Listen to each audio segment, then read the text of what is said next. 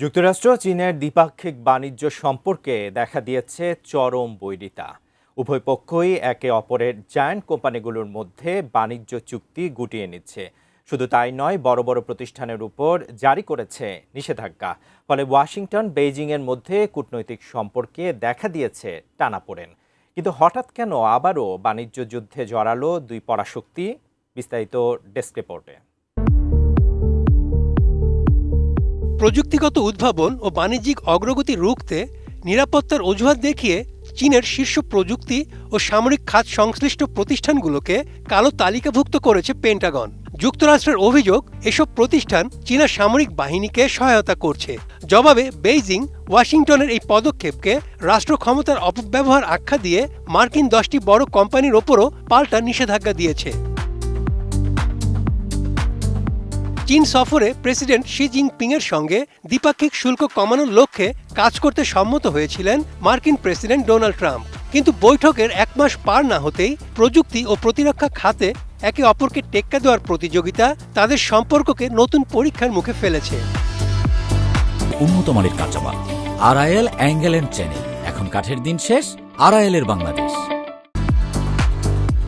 এরই মধ্যে চীনের 80টি কোম্পানি ও তাদের সহযোগী প্রতিষ্ঠানকে কালো তালিকাভুক্ত করেছে যুক্তরাষ্ট্র।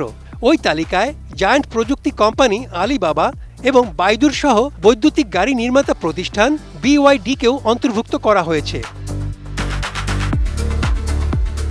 চীনের বাণিজ্য মন্ত্রণালয় জানিয়েছে, মার্কিন সরকার তাদের তথাকথিত চীনা সামরিক এন্টারপ্রাইজ তালিকায় নাম যোগ করার মতো অত্যন্ত আপত্তিকর কাজ করেছে, যার প্রতিক্রিয়া হিসেবে এবং জাতীয় নিরাপত্তা রক্ষার স্বার্থে এই নতুন রপ্তানি নিয়ন্ত্রণ আরোপ করা হয়েছে।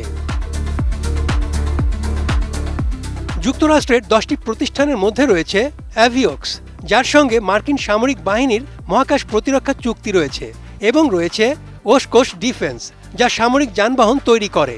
এছাড়া এই তালিকায় মার্কিন বিরল খনিজ উৎপাদক প্রতিষ্ঠান MP ম্যাটেরিয়ালস এবং USA রেয়ার আর্থের নাম রয়েছে।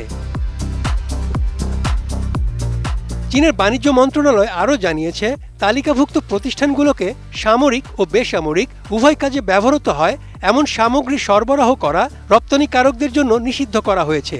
সেই সঙ্গে বর্তমানে চলমান যে কোনো রপ্তানি কার্যক্রম অবিলম্বে বন্ধ করতে হবে।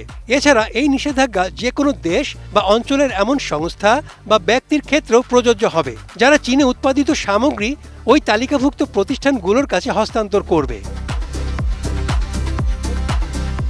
এদিকে এক ঘোষণায় চীনের অর্থ মন্ত্রণালয় জানিয়েছে, সরকারি ক্রয়ের সঙ্গে জড়িত সংস্থাগুলোর জন্য 46টি মার্কিন কোম্পানির তৈরি পণ্য কেনা নিষিদ্ধ করা হয়েছে। এর মধ্যে লকহিড মার্টিন, রেথিয়ন এবং বোয়িংয়ের প্রতিরক্ষা বিভাগ রয়েছে। তালিকায় জেনারেল ডায়নামিক্স ও অ্যান্ড্রুরিল ইন্ডাস্ট্রিজের বিভাগগুলোও রয়েছে, যারা গুরুত্বপূর্ণ মার্কিন সামরিক ঠিকাদার প্রতিষ্ঠান হিসেবে পরিচিত। এছাড়া বেশ কয়েকটি মহাকাশ গবেষণা সংস্থাও এই তালিকায় রয়েছে। উভয় দেশের এই পাল্টাপাল্টি নিষেধাজ্ঞা আন্তর্জাতিক ভূ রাজনীতি এবং বৈশ্বিক প্রযুক্তি বাজারে দীর্ঘমেয়াদী প্রভাব ফেলবে বলে আশঙ্কা করছেন বিশ্লেষকরা। Desk report, ATN news.